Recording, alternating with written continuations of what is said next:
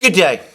Today is Tuesday, 17th September, and the conflict in Ukraine grinds on, and the various illusions and fantasies about it continue to circulate in the West and in Ukraine as well. And as we will see shortly, there are also all kinds of other fantasies which are connected to the Ukraine conflict, which are particularly prevalent in Europe. But anyway, let me first of all begin by repeating a point that I made in my program yesterday. One of the major misconceptions about the military side of the conflict in Ukraine is that we are talking about a war being fought by two equivalent armies. And that is emphatically not the case. It might have been true for certain periods in the autumn and late summer of 2022, and it might just possibly have been something that people believed or could believe for a time in 2023. But it is certainly not the case now, and in fact, as we will see when I come to discuss the military side of the whole conflict, the events continue to proceed at a steadily accelerating pace, and they point clearly, in my opinion, towards a Ukrainian military collapse at some point, perhaps over the next couple of months. But let me first of all begin on a completely different topic, the one related to the conflict in Ukraine, which is discussing the financial side of this conflict. And that is that, as we've seen, financial aid from the various big Western donor countries, the United States, Britain, France, Germany, especially Germany, but also the United States, financial aid is dwindling. The United States, the administration in the United States has apparently taken soundings in Congress about another big appropriation for Ukraine, but the response apparently was strongly negative from all sides this time. In Germany, the finance ministry, led by Finance Minister Christian Lindner, wants to reduce financial aid to Ukraine, and both Britain and France are in the middle of a budget crisis. In France, there's also a political crisis following the parliamentary elections, which produced, shall we say, an uncertain outcome. In fact, shortly before I started this program, I learned that a committee of the French Parliament has now authorized the first steps towards the impeachment proceedings of President Macron. To my knowledge, this is the first time an attempt has been made to impeach the French president since the foundation of the Fifth Republic by General de Gaulle back in the late 1950s. But anyway, that's a topic for another day. Anyway, financial support from Western countries for Ukraine has been slackening, and one gets the sense that support from the financial institutions, the International Monetary Fund and the World Bank, is also beginning to fall away as well. In the case of the IMF, it bears saying that the IMF only continued to fund Ukraine by basically changing its rules in a way that I think was contrary to its rules. I think it needed to go through an entirely different procedure if its rules were going to be changed, and perhaps breaking its rules would be a more accurate way to describe it. Anyway, one way or the other, the IMF and the World Bank have provided significant financial aid to Ukraine. I think they're becoming increasingly nervous and embarrassed about the fact that they're now heavily over-invested and exposed in Ukraine if things go wrong. And I think they're becoming worried that if things in Ukraine start to go very badly wrong over the next few months, they could both find themselves exposed and facing difficult questions from some of the participating countries, including China, India, and other countries in the global south. It's telling that the IMF is apparently making significant demands of Ukraine at the present time, wanting taxes increased and spending reduced, and perhaps even more telling that the IMF is now actually making overtures to the Russians, saying that it wants to be involved again in what they like to call monitoring of the Russian economy, something which, by the way, I expect the Russians to refuse. But anyway, that's another matter. As Western aid, country-to-country aid to Ukraine dwindles, the Western powers have been floating or talking increasingly about the idea of a major loan, a massive loan to Ukraine, $50 billion or some maybe 15 billion euros, I'm not absolutely sure, which was supposedly to be repaid out of the interest, from the interest of the assets, the Russian assets, mostly in Europe, in fact overwhelmingly in Europe, which have been frozen. And this has always been controversial, to say the least. There's been a lot of concerns about whether the interest can be used in this way, whether this is legally possible. There's been concerns that if such a step were taken, legal action might be brought. The Russians are saying that they will bring legal action if the interest of their assets is used in this way. As I've discussed in many places, courts in the European Union would probably go along with any decision on this question made by the European Commission and the European member states, but there is no guarantee that courts outside the European Union, in places like Hong Kong, Singapore, and other international jurisdictions, would agree with that. And this has made for some degree of nervousness, and there's been concern about whether or not the bondholders, lenders, people who buy the bonds out of buy the bonds when a loan is issued, when a loan is made, the way loans on the international markets are floated is that governments, and presumably in this case the European Union or the G7, would float a loan on the international markets. Bonds would be released. People would be invited to buy the loans, the bonds, and the proceeds, the money that would be paid by the lenders who bought these bonds, that would then become the money that would make up the loan, which would be sent to Ukraine.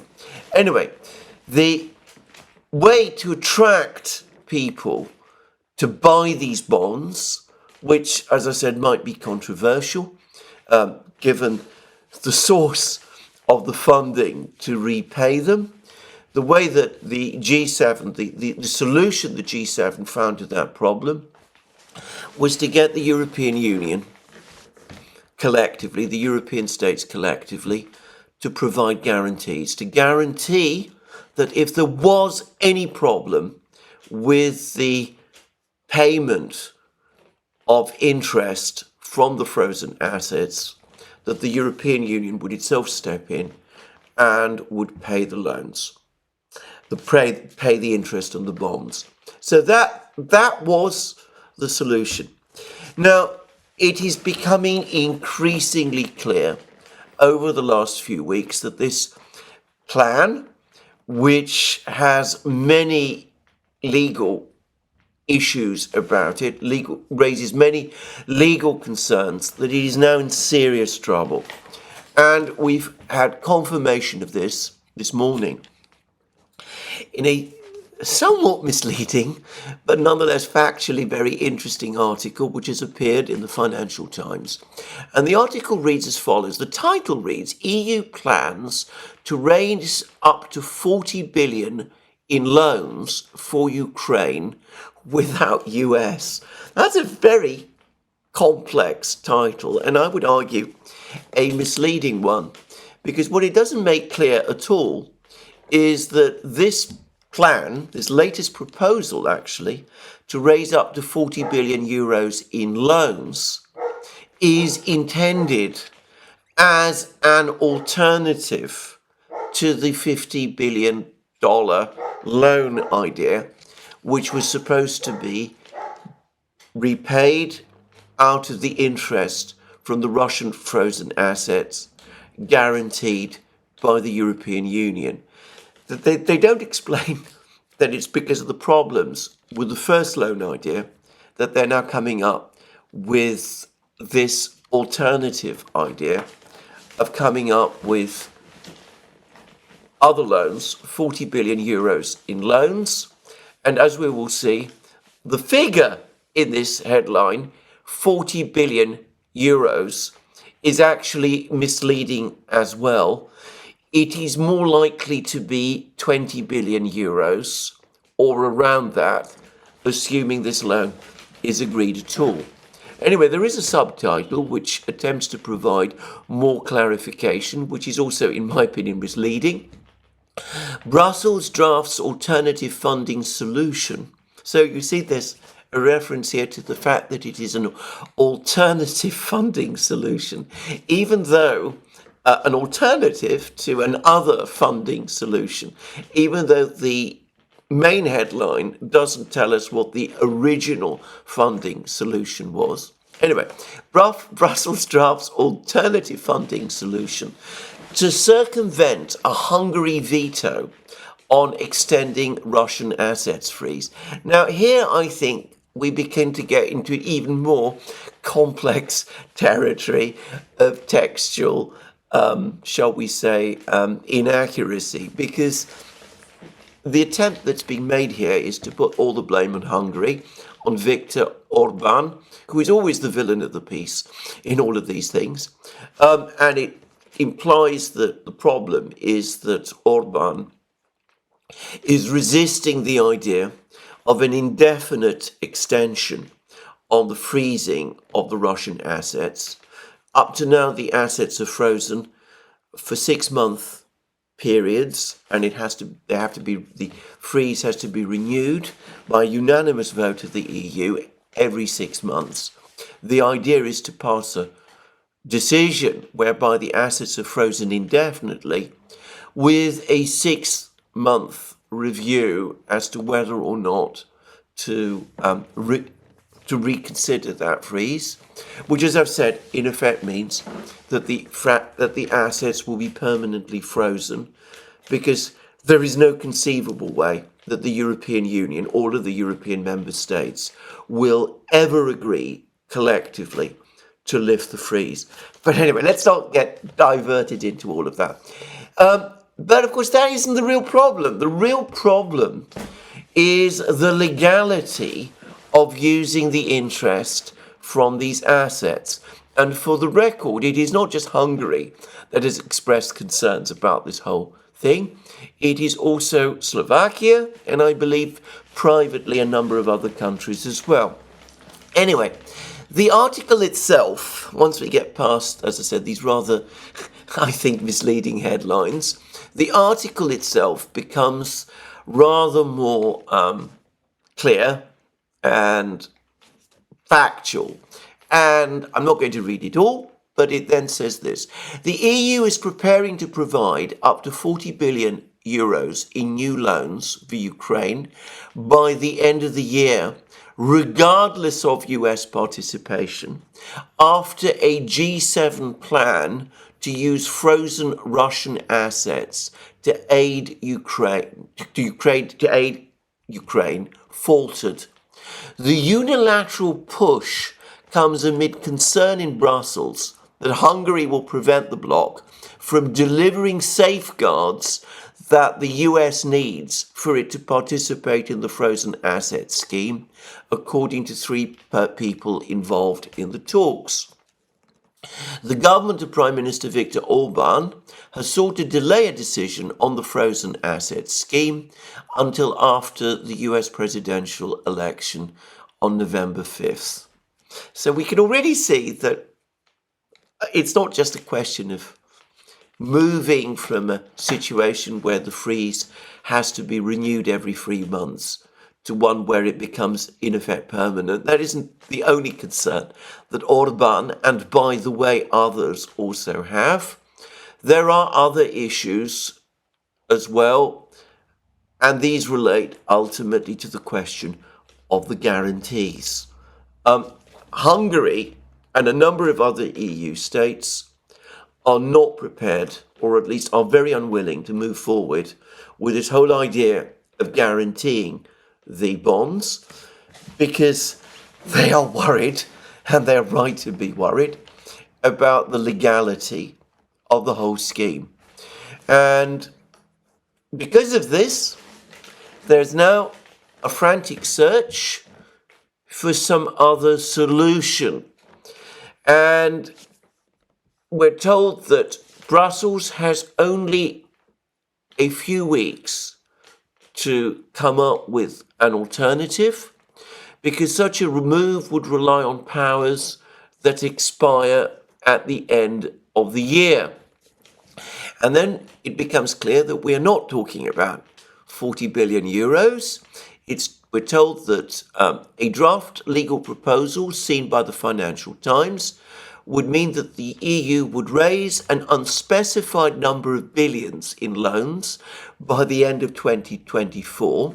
Such a move, expanding an existing aid programme, would need just majority support rather than unanimity, removing Budapest's veto power. Well, as I say, it's not just Budapest, and it's not really even about the vetoes. It's about a refusal to provide guarantees, which is a somewhat different thing. But anyway, they have to come up with a plan, or at least they're looking to come up with a plan to continue to finance Ukraine, because there are legal problems with their original plan for a loan which would be repaid from interest provided by the Russian frozen assets, secured by a guarantee made by the EU member states.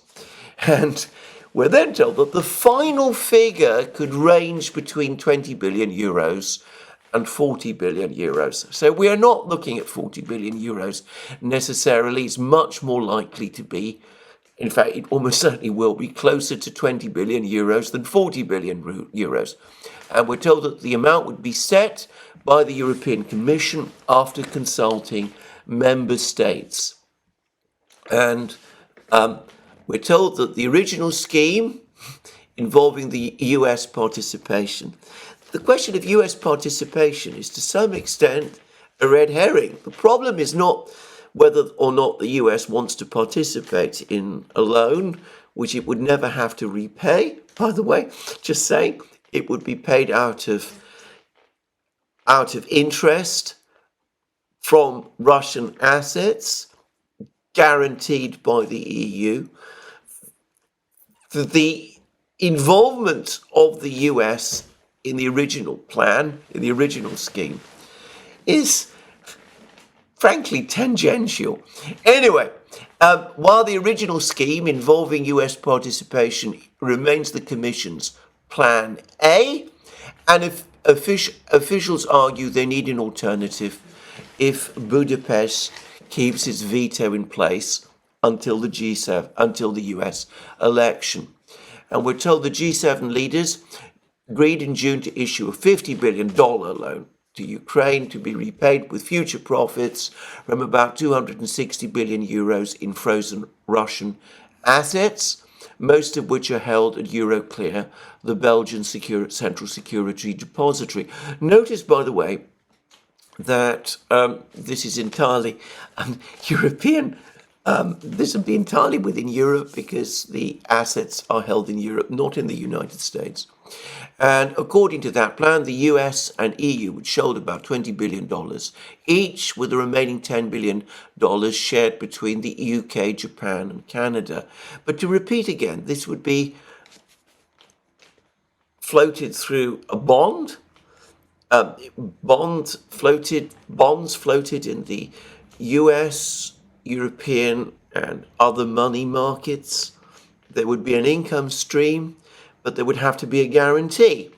And we're told that the US, to ensure a steady flow of income, servicing the loan, demanded safeguards that would ensure the Russian assets, most of them held in Europe, would remain frozen.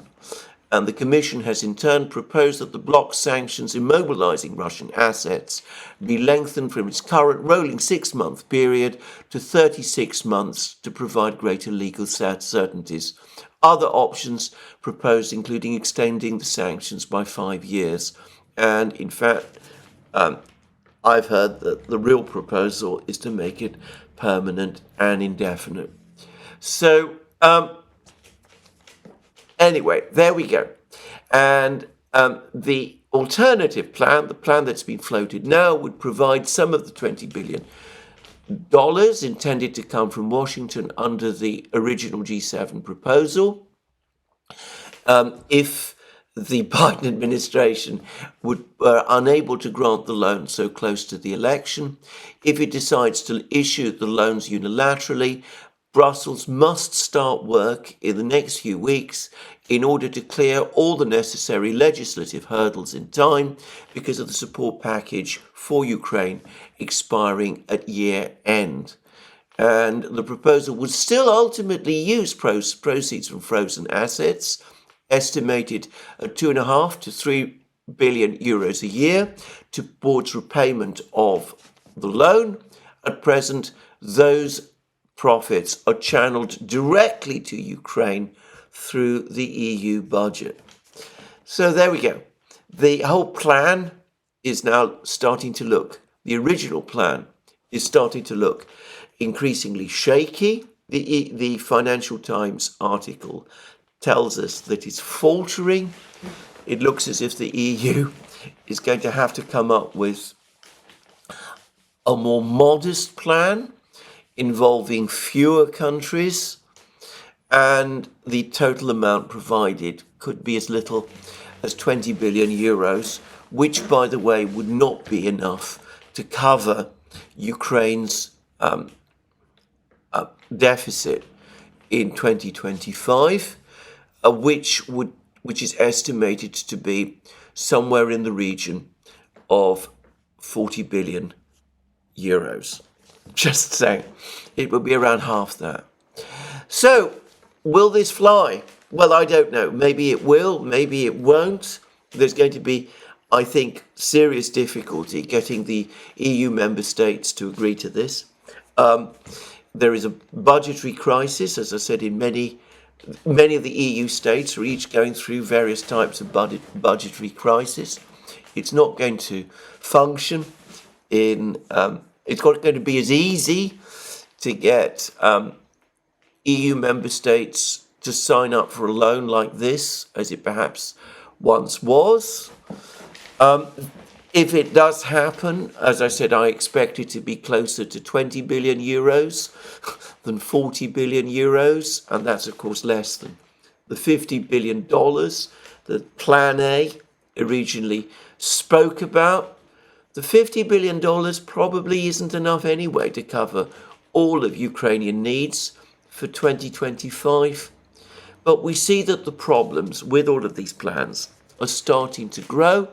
And yes, the Ukrainians are starting to get trickles of money because the interest from the frozen assets is being paid over to them. That is already legally dubious, and we will see more legal action over the next few months or years as the Russians start bringing proceedings in various jurisdictions to stop this happening. and to get repayment from the EU if it continues. So there we are. We are in a complex situation. This is always an incredibly bad idea. It was one that the European Union should never have gone for at any point. They were pushed into it by Janet Yellen, as I remember. I think it was always, as I said, a very, very bad idea in any shape or form. But it's already going wrong, and they're now thrashing around trying to come up with an alternative that they'll cobble together in the next few weeks. Something will come. Some more money will be provided. The EU is not going to let Ukraine fail over the next few weeks. They're going to pull out every stop. But we can see the difficulties in keeping Project Ukraine going are growing all the time. Anyway, this brings me to a truly astonishingly good article, if I may say, by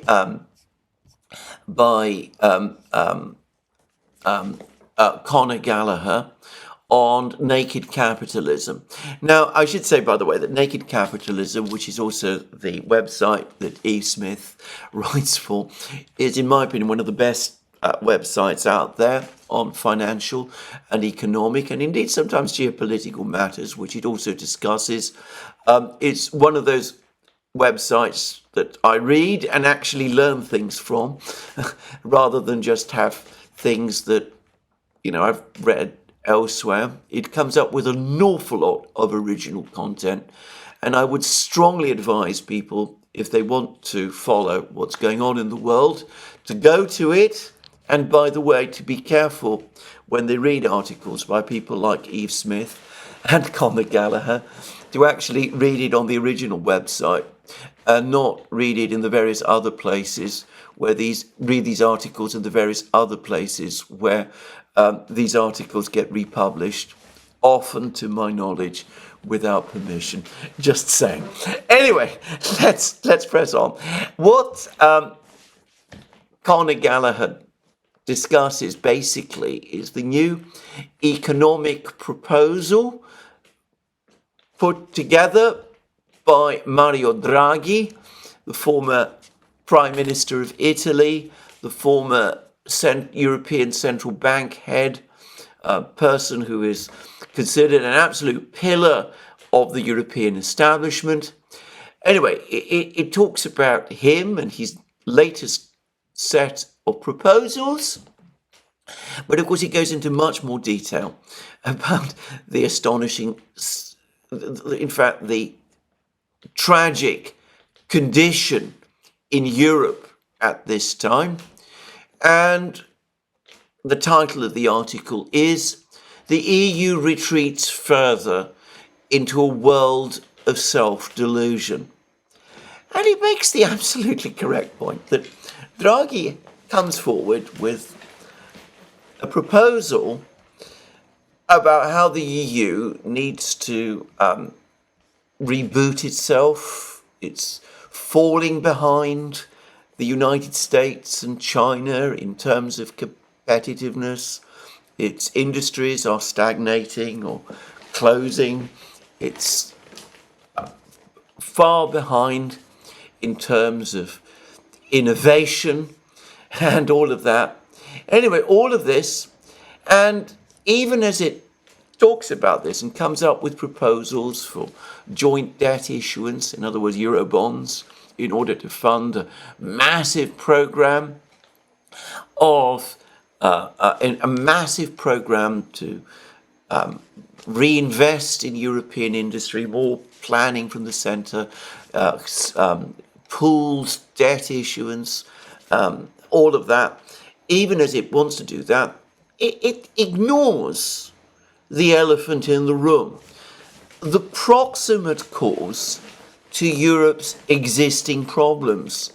Now, I say the proximate cause because as somebody who obviously has been close in various forms to the EU over many years, I can remember a whole series of plans going all the way back to the early 1990s. In fact, I specifically remember one plan from the early 1990s, which talked about transforming the EU into the world's most dynamic, competitive, knowledge-based economy within, I think, it was 30 years. And there've been several other plans like that.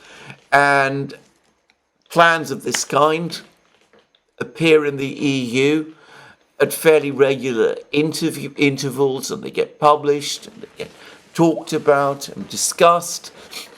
But nothing, it seems, ever happens. On the contrary, competitiveness is steadily being lost, and innovation nowhere appears, and things instead go backwards. But anyway, going back to this latest article, the Draghi, which discusses the Draghi plan, Gallagher makes the absolutely correct point that Draghi is missing the elephant in the room, which is that we have a major crisis in Europe, a war going on in Europe. Wars are not the best, it's not the best basis upon which to transform an economy, at least not in the way the European Union is going about it. But beyond that, the problem with this war is that it has dealt a massive blow to Europe's energy security. It's raised energy costs to eye-watering levels, certainly as compared with Europe's competitors. And the result is that far from Europe becoming more competitive, it has become, over the last couple of years, drastically less so. And let's just go to what Gallagher says. The failed logic behind the Draghi report and all the others like it. Let's take a step back and really look at what Super Mario is saying in his 400-page screed. It's all about EU competitiveness.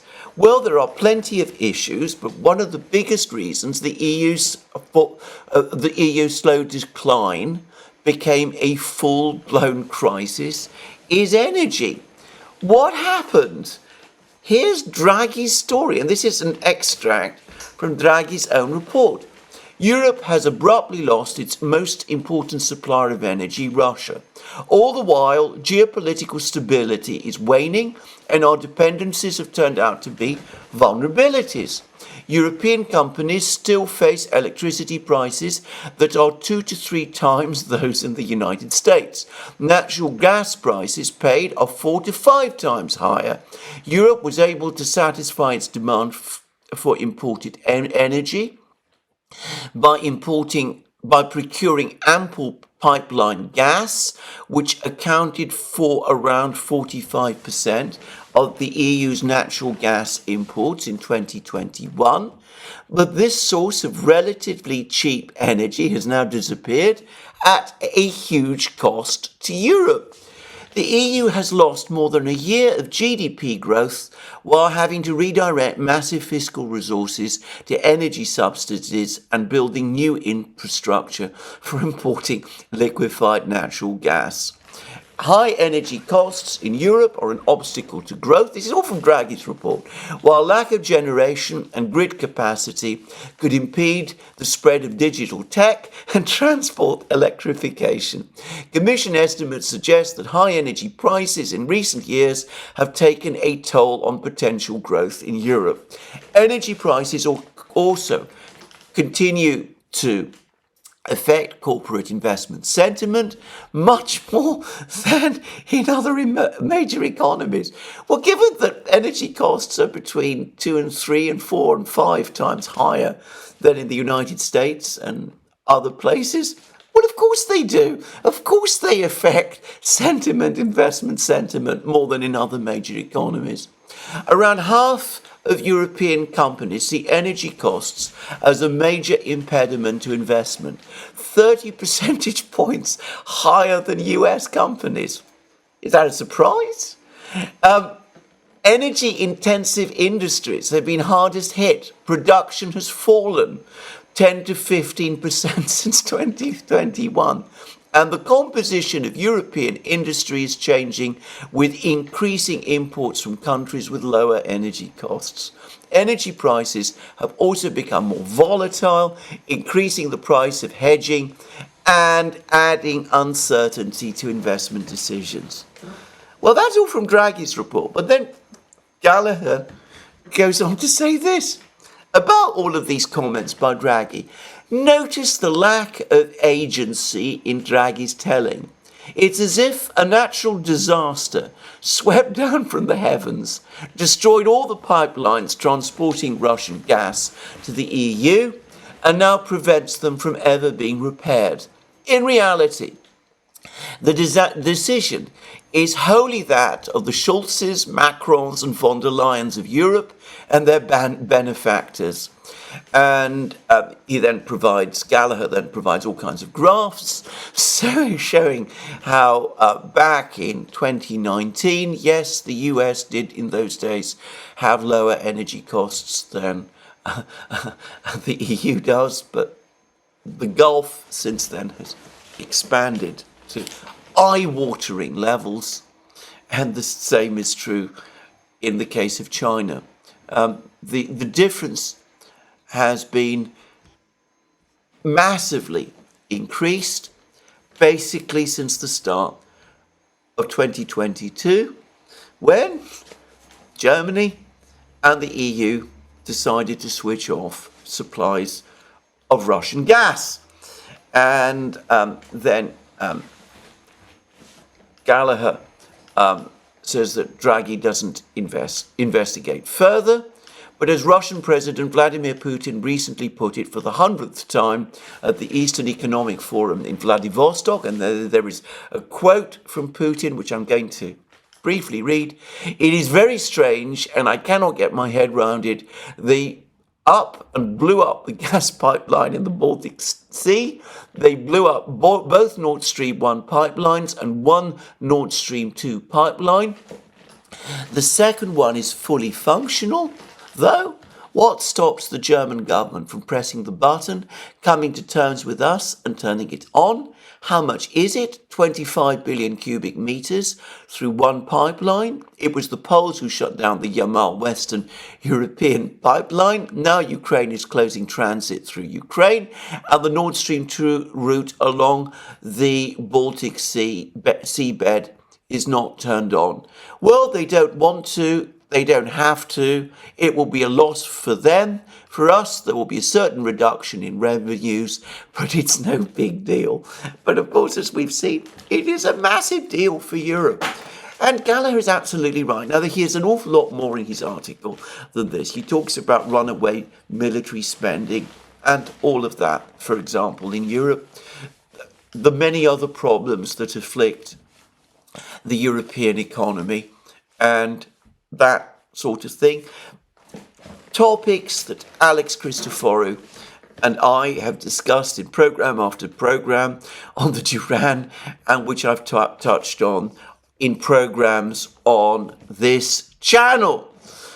But about the underlying problem now, the major problem now, which is energy costs, Draghi sets it all out, but, well, there is no solution offered.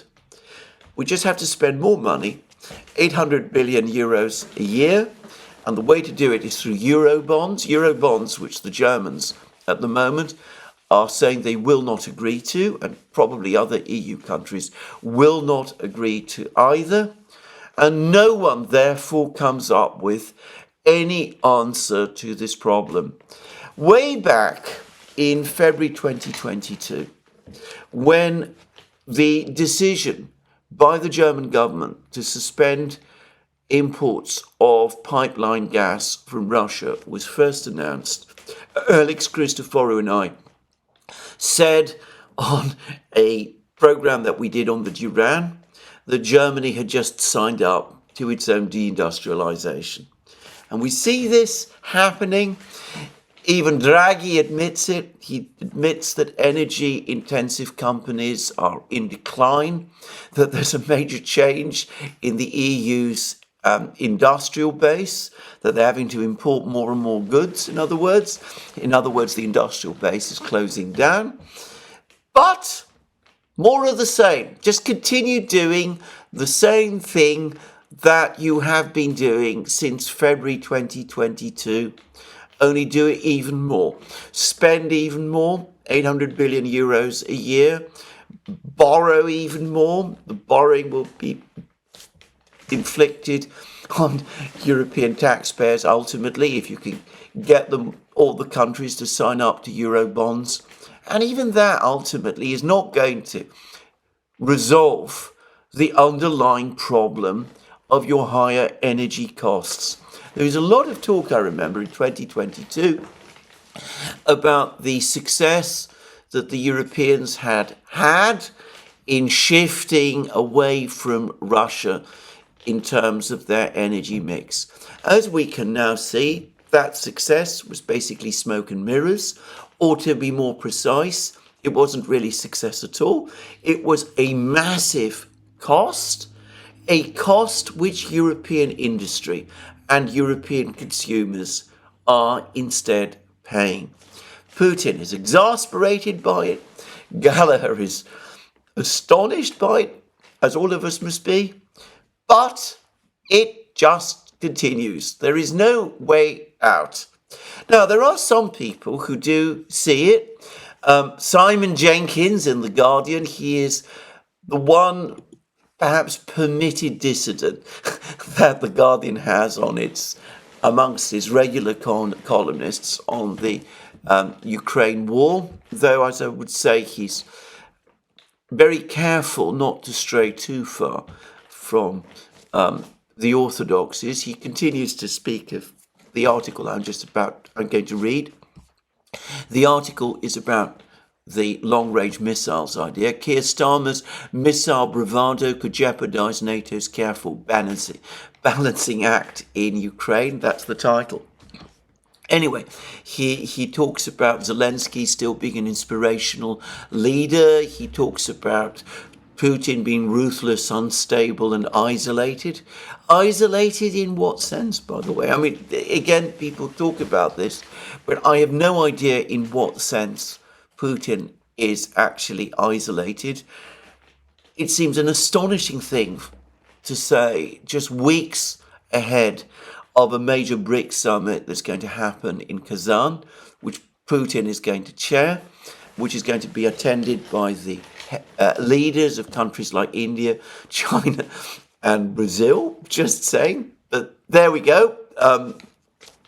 Simon Jenkins has to say that. He makes some very strong and good points about the folly of missile strikes against Russia, but I'm not going to go over those. But he does sometimes say some things which people in Britain in particular never read or hear.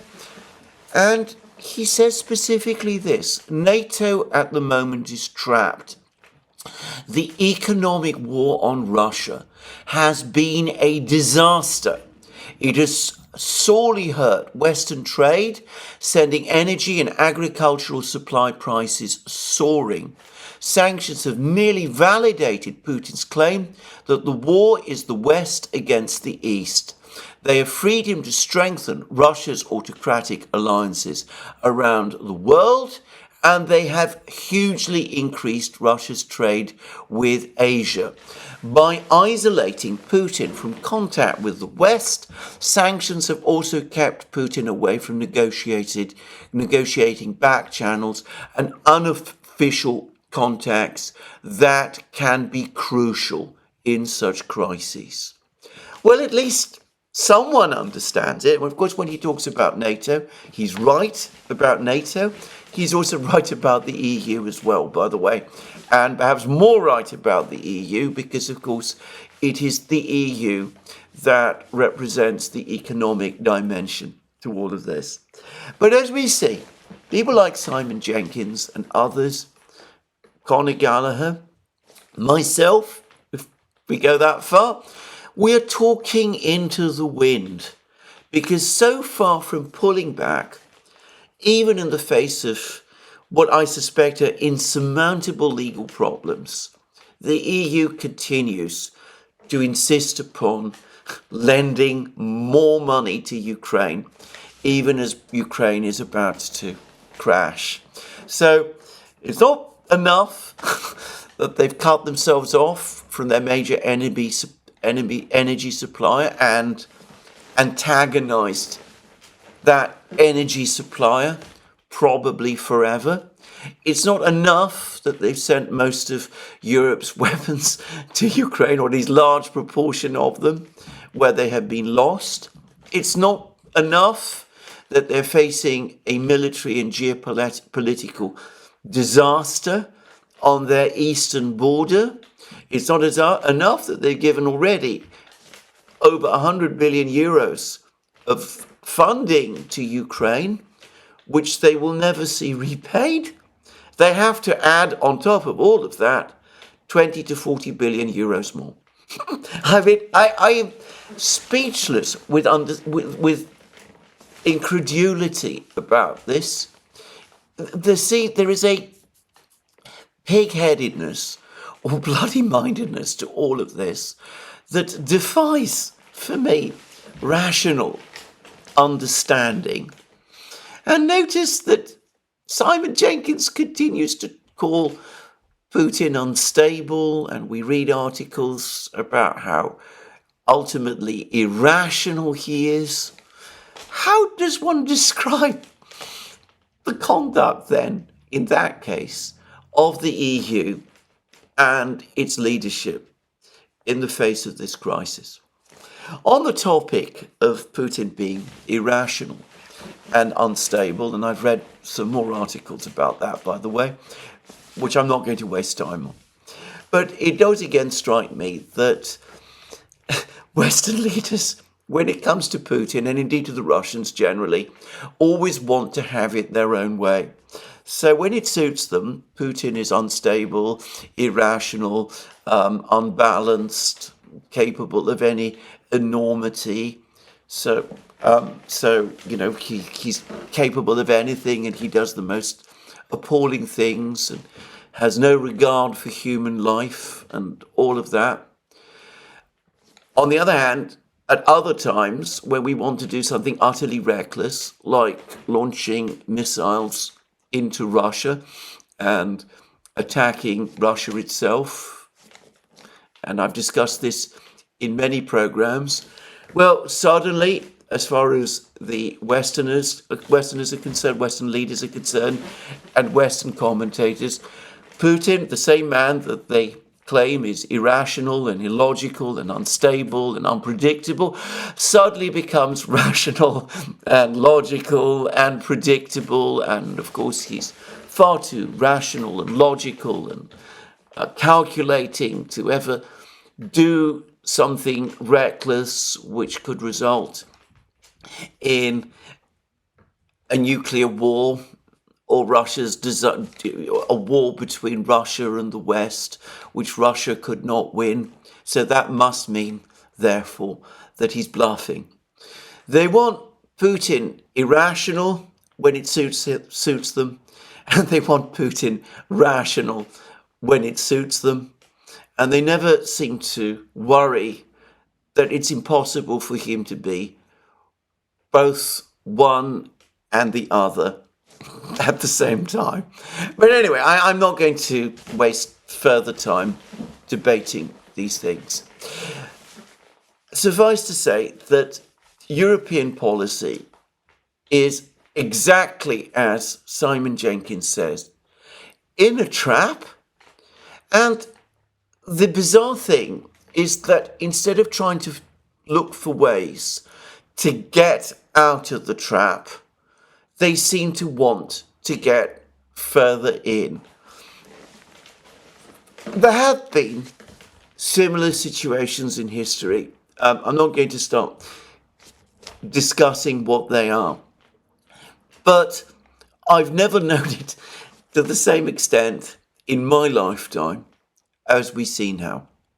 Anyway, let's move on, because we've had lots of developments on the battlefronts, and they are very interesting. Now, the first thing to say is that there's been some rumours and murmurings that the Russians are about to reactivate the Zaporozhye front. Now, this is the area where, according to the Ukrainians, there's 130,000 Russian troops in group of forces Dnieper, concentrated, and as I've discussed, they're commanded by one of Russia's best generals, General Teplinsky, who is also the commander of Russia's airborne forces.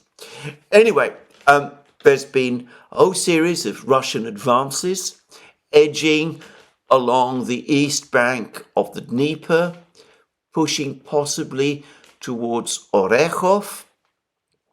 There's lots of talk that the Russians might be on the brink of starting another major offensive in this area.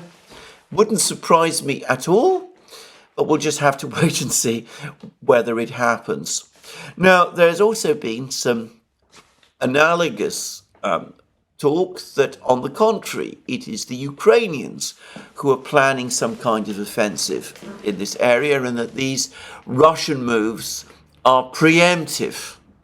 Well, nothing the Ukrainians would do would surprise me anymore, but the idea that the Ukrainian army, which is being smashed to pieces everywhere along the front lines, would want to attack again in the same territory where it was massively defeated in the summer of last year, that they would want to go up against Teplinsky and a bigger Russian army in this area than was there this time last year, and that they would once again want to test the fortifications of the Surovikin line that they never came close to breaking. Well, that seems to me extraordinary.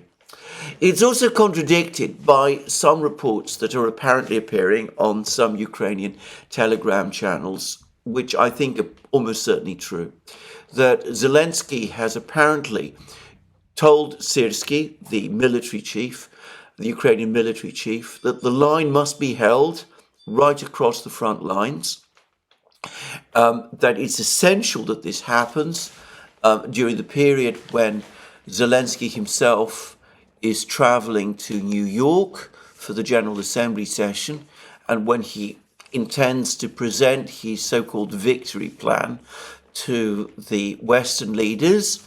By the way, the latest reports from Ukraine are that the victory plan is still incomplete. Apparently it's only 90% complete. Finishing touches have to be added to it. So this is a victory plan that shifts and changes and morphs all the time. But anyway, I'm not going to waste more time on that. Anyway, apparently Zelensky's telling Syrsky that the line must be held, and Syrsky is responding to these orders from Zelensky by stripping all the front lines in every location in order to reinforce Ukrainian defenses in those two places where a Russian breakthrough is seen as most dangerous for Ukraine.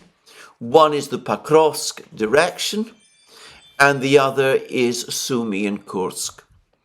And there are specific reports that Ukrainian troops are being transferred from Kherson region, that's Kherson region west of the Dnieper River, and presumably Zaporozhye region as well, in order to reinforce those two directions, Pokrovsk and Kursk, Sumy. Now, if that is true, it's entirely understandable why the Russians might be saying to themselves that this is their opportunity to move forward in areas like Zaporozhye region towards places like Orekhov and ultimately the city of Zaporozhye itself, against what looks to be much weakened or much reduced Ukrainian opposition. And apparently the Ukrainians are telling themselves that it's unlikely that the Russians will conduct an across-river operation in Kherson region, on the west bank of Kherson region, for the next 2 to 3 months. In other words, for the autumn and winter. That is probably true, but again, it might be risky to make that assumption. Crossing the Dnieper in the autumn and winter would be a dangerous undertaking. I discussed last year, over the course of Ukraine's own Krinky operation, why the idea that you could send men marching over the ice on a moving river, on a river, a freshwater river, at this latitude, would be an incredibly risky idea. But the Russians have bridging equipment and technologies and experience and resources on a scale that the Ukrainians, of course, cannot remotely hope to match. And what was impossible for the Ukrainians to do last year in the autumn and winter, as became clear during the Krinky operation, might not be so impossible for the Russians. Just saying. I remember, by the way, that a couple of months ago,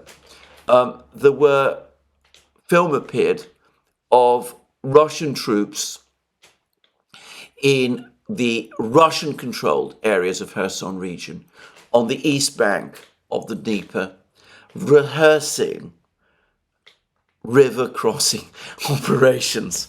So I wouldn't necessarily assume that the Russians are going to simply sit on their hands and not cross the Dnieper over the course of this autumn and winter, though I accept it's perhaps unlikely. Anyway, I don't know what's going to happen in Zaporozhye region. It may be that these are just movements and that people are making more of them than is justified. But if there is a major Russian advance in Kherson region or in Zaporozhye region, perhaps towards Orekhov, perhaps towards the city of Zaporozhye, in support of Russian advances in the Vremivka salient area, and as we will see in a moment, in connection with the events in Vuhledar, well, that would not surprise me. Just saying. Anyway, let's move to what's going on further westwards. And in connection with the situation in Vuhledar, it seems that there is now no argument or discussion any longer about who controls the coal mine, South Donbass number 3, the one that is located northwest of the village of Vodyane, which the Russians recently captured, and the one that's located southeast of the village of Bogoyavlenka. The Russians indisputably control coal mine South Donbass number 3. And as I discussed recently, a TASS report based on information provided by the Russian police says that the Russians are now in a position to shell the main road, the supply road from Bogoyavlenka to Vuhledar, the last remaining motor road that the Ukrainians can use.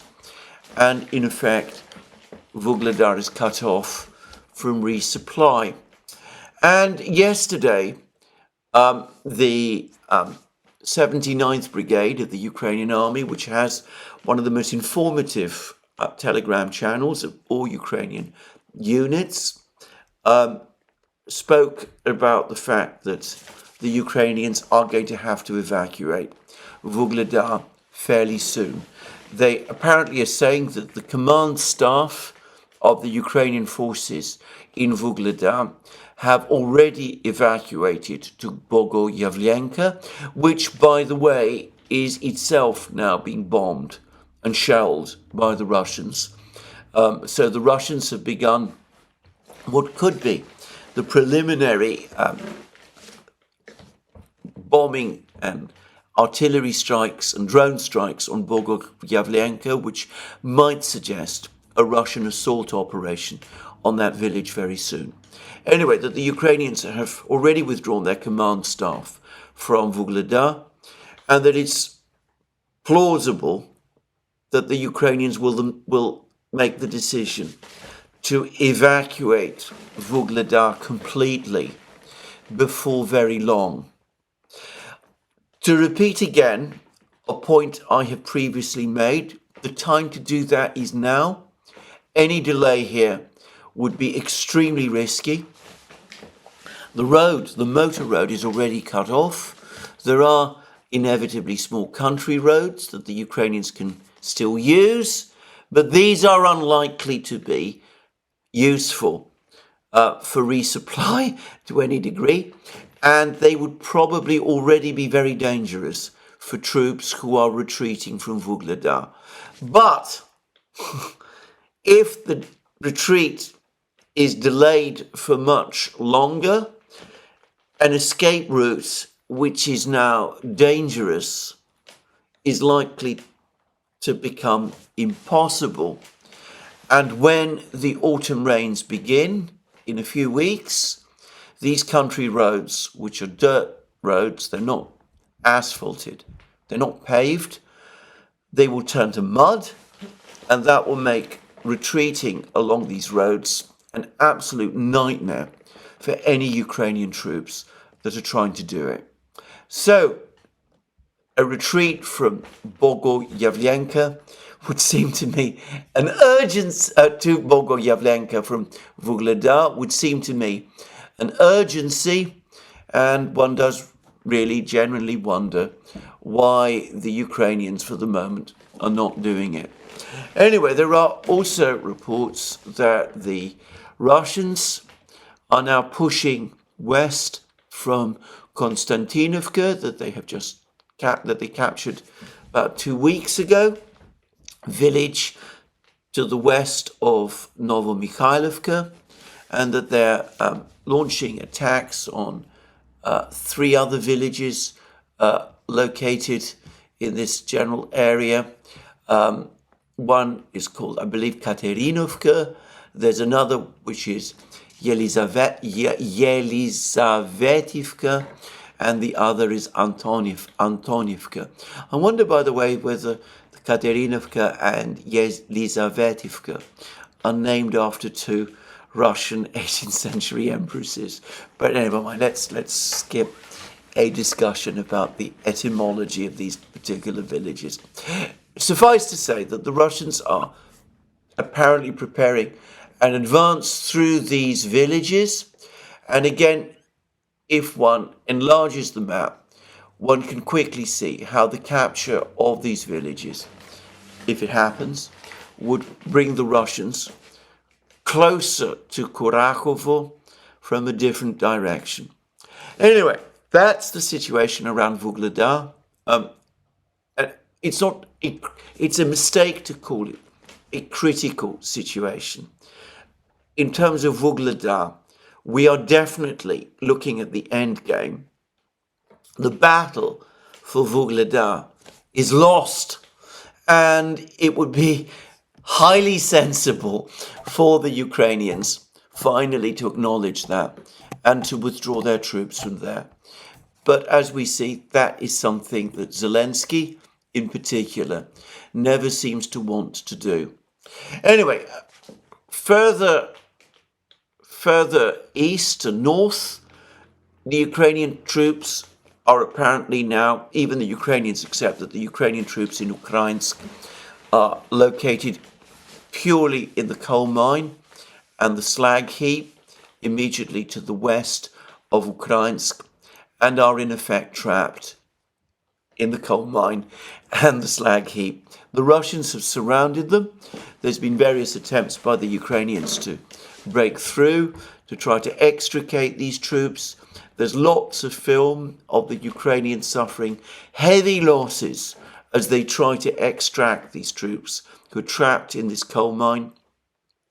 This is another pointless undertaking, in my opinion. Ukraine is again throwing away more lives and more men trying to extricate soldiers in the coal mine and the slag heap who are probably already lost.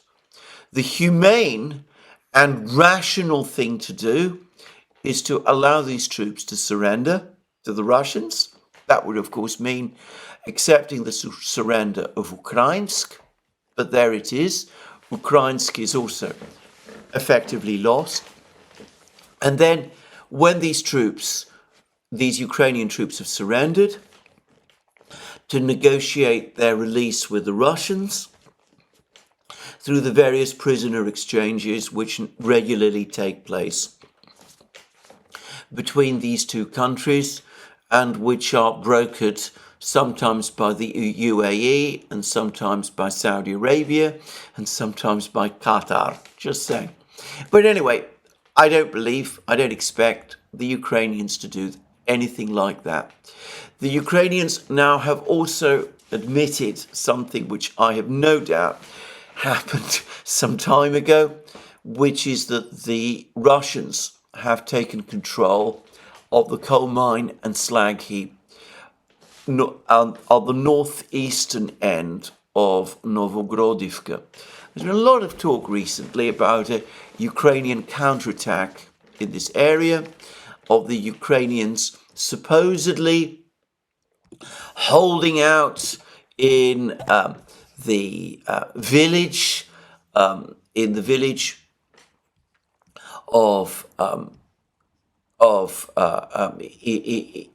one of the villages located close to Novogrodivka. I have never myself taken. Marinivka. I have never myself taken any of that seriously. The Ukrainians have been unwilling to admit that these places have been captured by the Russians. I've no doubt that the Russians have indeed captured all of these places, but the Ukrainians have now admitted that this coal mine and Marinivka and the slag heap are all under Russian control. There's been less news about what's going on in Lisivka and Suche Yar, west of Novogrodivka. There's also little information about what's going on in Kryty Yar, Krasny Yar and Mykolaievka to the east of Novogrodivka. There is definitely film showing Russian troops in Kryty Yar, which I am certain is under Russian control. But the Russians have discussed the situation with the supplies in Pokrovsk itself, and this comes from TASS. It's based on information provided to TASS by someone who is said to come from the security forces, whatever that means. 3 bridges around Pokrovsk were destroyed. They were key strategic highways, which for many years made the city an important logistical hub for the Ukrainian military. Pokrovsk has been virtually cut off from supplies. The Pokrovsk area borders the Dnipropetrovsk region from the west, and to the north there were many roads leading to Mirnograd, Rodinskoye. Then there was a road to Konstantinovka and Slavyansk. Now the roads have been destroyed, the source said. I've slightly changed this report, by the way. The Russian source, the security forces source, uses the Russian names for all of these places so that Pokrovsk is referred to as Krasnoarmeysk and Mirnograd is referred to as Dmitrov, but to avoid confusion, I'm going to stick to the Ukrainian names, at least for the moment. Anyway, this is what the Russians are saying. Bombing, and it's been mostly achieved apparently through bombing. We're told that the attacks were conducted by aerial bombs. This is another part of the TASS report, that all of the bridges, a lot of the road bridges have been destroyed, and the result is that there is now a logistics crisis in the Pakrovsk area, which presumably will start to have an effect on the Ukrainian forces that are trying to defend Pakrovsk and the surrounding areas, and which will have an impact in the terms of the situation further to the east in places like Chasiv Yar, Konstantinovka and Toretsk.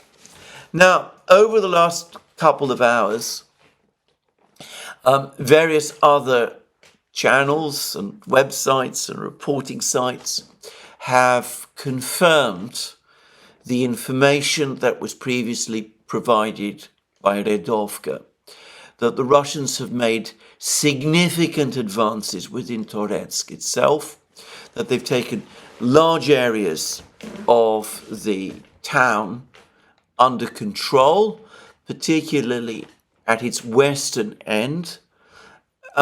It looks to me as if the Russians perhaps control between 15 and 20% of Toretsk now. I'm talking about the actual metropolitan area of Toretsk, not, of course, the surrounding villages, New York and the others, villages and towns like New York. Toretsk is also being very heavily bombed. And I think that a few more Russian advances, the capture by the Russians of a few more positions in and around Toretsk itself, will probably make further defense of the town or sustained defense of the town by the Ukrainian troops there, all but impossible. So, again, it's perhaps wise not to give a firm date on when it will happen, but I do frankly get the sense that the Battle of Toretsk is closer to an end than perhaps some people realize. Now, the Russians yesterday were talking about further advances around Siversk, and we've had a report about this today from our old friend Andrei Marochko, formerly of the Lugansk militia. And he says that during successful liberating actions, Russian units took better positions in the area of the Kamenka River east of Siversk. Also, Ukrainian troops were forced to abandon their positions along the railroad. I presume this is the railroad to the south from Vimka, but it's all very vague. And retreat to the woods, not clear which woods, northwest of Zolotarevka, an enemy stronghold located at a strategic high point was eliminated. So he's talking about further Russian advances in the Siversk area. I'm not really in a position to talk about that in any detail. I'm not sure whether some of these places that Marochko is talking about actually are. But in Chasiv Yar, a little to the south of Siversk, events appear to be taking a dramatic turn. There's more pictures which have been released which confirm my own view that the Russians are now in the center of Chasiv Yar, right in the center of the central part of Chasiv Yar. They are bombing an area of high-rise buildings which appear to form the core of this town extremely heavily. That suggests that they have reached this area of residential buildings at the center of this town, and that they're preparing to conduct a storming operation. But there are lots of other reports suggesting that the Ukrainian flanking positions guarding Chasiv Yar from the north and the south are also collapsing. The Russians appear to have advanced west of the Seversky Donetsk aqueduct in the north, and they seem to be rapidly capturing forest positions and hill positions north of Chasiv Yar. And it appears that they're doing exactly the same. In the south, on the southern flank, I mentioned that they seem to have occupied all of the territory east of the aqueduct and west of Klashevka, but they've now apparently crossed the aqueduct in many places, and that they are rapidly advancing in the southern areas towards basically forming a pincer from the south. In fact, if you look at some of the maps that some mapping projects are providing of Chasiv Yar, the Russian positions look like a kind of crab. There's a pincer in the north and a pincer in the south, and a huge body of troops in the centre pushing through Chasiv Yar from the centre as well. It on the face of it, it looks like a critical situation, and I suspect that the Russians now have all the roads, the supply roads into Chasiv Yar covered, and one wonders how much longer the Ukrainians can continue to hold the Russians back in this area as well. My guess is that Ukrainian resistance in both Chasiv Yar and Toretsk will collapse suddenly, just as it did in Bakhmut last year and in Avdiivka in February of this year.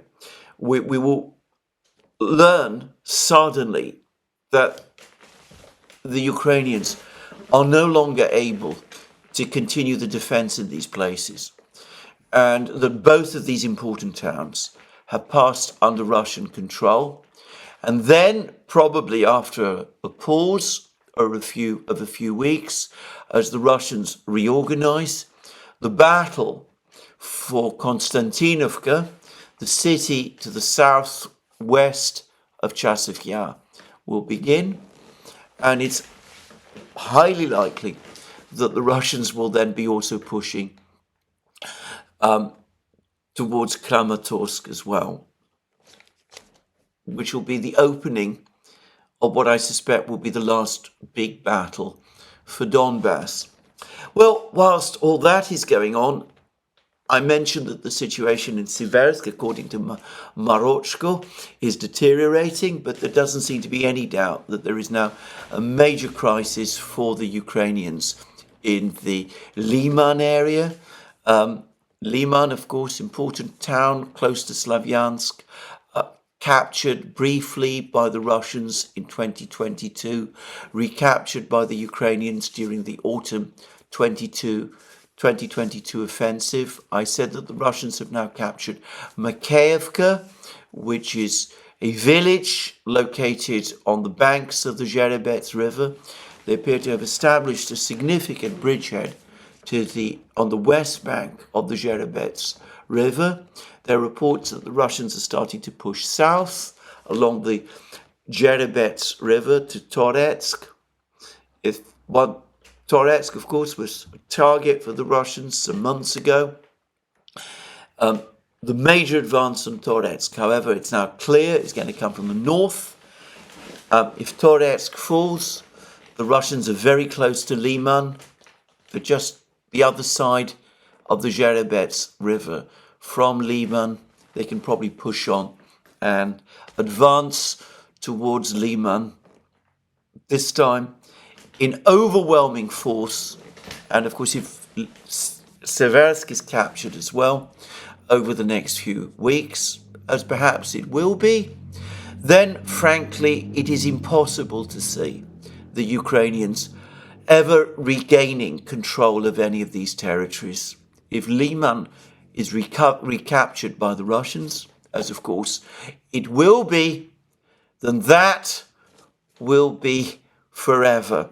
The Ukrainians will never come back. So, in effect, what we can see is that the Russians have been busy over the last few months shaping the northern battlefields, Siversk, Liman, Kupiansk, where the Russians continue to make advances, the area of the Zherebets, Oskol rivers, in preparation for what I suspect is going to be the major battle for Slavyansk-Kramatorsk, which will begin in earnest after Chasov Yar and Toretsk fall, and after Pokrovsk falls as well. Pokrovsk and Vuhledar fall as well.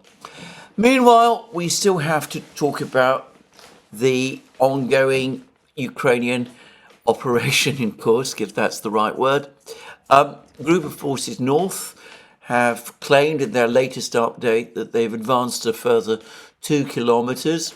I'm not quite sure what that means exactly. They're never very precise about that. But the overall impression they give is that they remain on the offensive in this area, in the area of Kursk. And the most important position, apparently, is that they do now seem to be very, very close to capturing the village of Lyubimovka, which we've been hearing so much about. And apparently they're in the process of capturing another village called Nikolaevo-Darino, which is located south of Darino, which they have already captured. And it's been suggested that what the Russian plan eventually is to create a pincer force, that the Russians will capture Nikolaevo-Darino, Svedlikovo, another village a bit to the west, Lebyedivka perhaps, and anyway, that they will then link up with their other forces, the forces that are advancing westwards and which have just captured another village called Borki, and which are now advancing towards Plekhovo, and basically cut off the enclave at its root. In other words, they won't attack Sudzha directly, but that they will, at that point, be in a position to snip the enclave at precisely the point of its greatest vulnerability. The one major road from Sumy to Sudzha, which passes across the border, and which is the road which the Ukrainians were advancing along when they entered Kursk region and stormed Sudzha on the 6th of August. Now, that may be true, I don't know. Again, as I repeat many times, the Russian General Staff doesn't share its plans with me. But I'm going to finish this program by mentioning a absolutely excellent article done by the American scholar Gordon Hahn, and he gives an overview of the entire operation in Kursk region, and he says the title of the article, which is on his blog, by the way, is the NATO-Ukraine defeat in Kursk. And it starts, contrary to the view of Beltway pundits, regarding the sunny side or various alleged successes of Ukraine's Kursk incursion. The Ukrainian President Volodymyr Zelensky's newest simulacra attack, substituting a fake reality for the real one, has led to yet another predictable catastrophe in the real world of war and politics. Zelensky's gambit had no military logic behind it. Its essence was made up of a propagandistic PR component. It was a reckless, desperate last roll of the dice to overturn the playing board, which never had a hope of succeeding. Not one of the goals stated by Ukrainian officials was achieved, nor was the unstated potential goal of seizing the Kursk nuclear power plant achieved. What was achieved, the word achieved is in quotation marks, was a decimation of some of Ukraine's best remaining men. and material.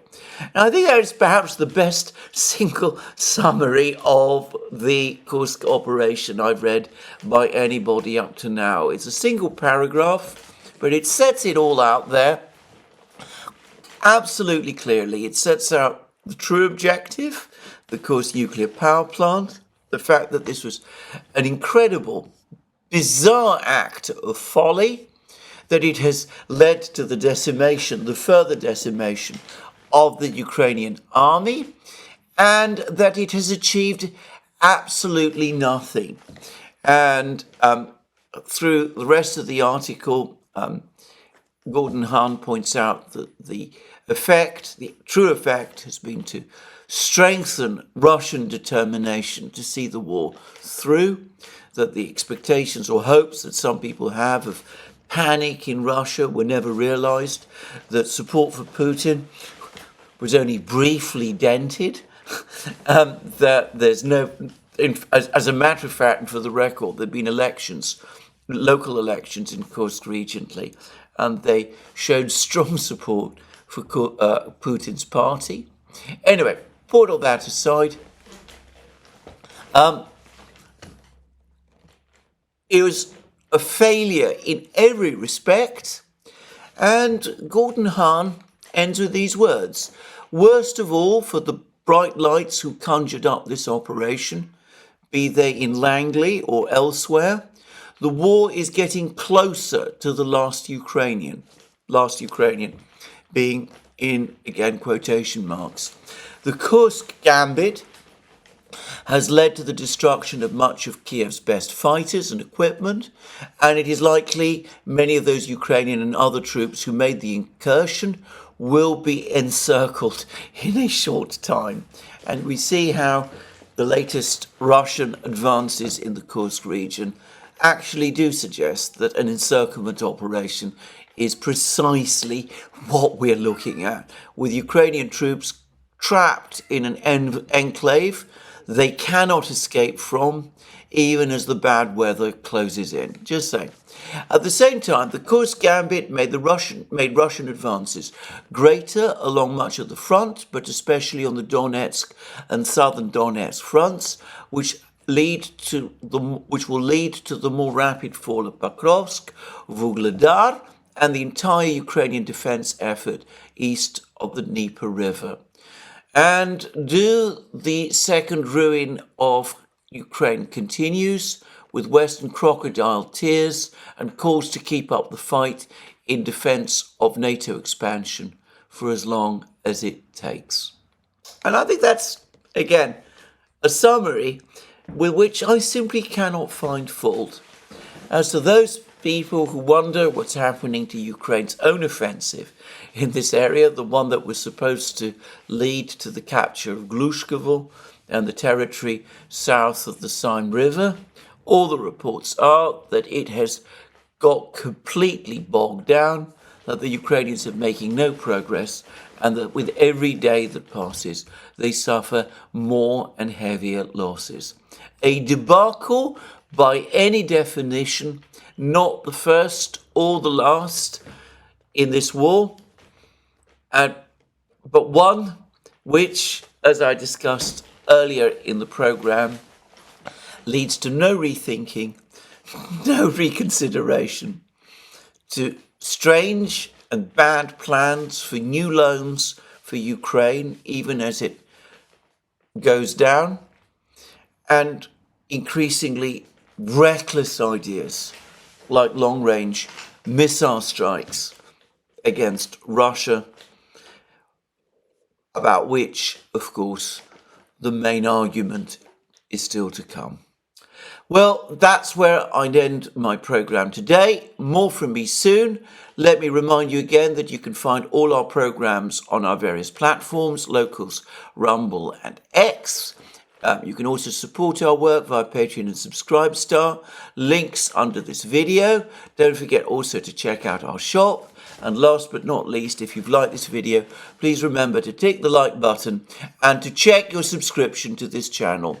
That's me for today. More from me soon. Have a very good day.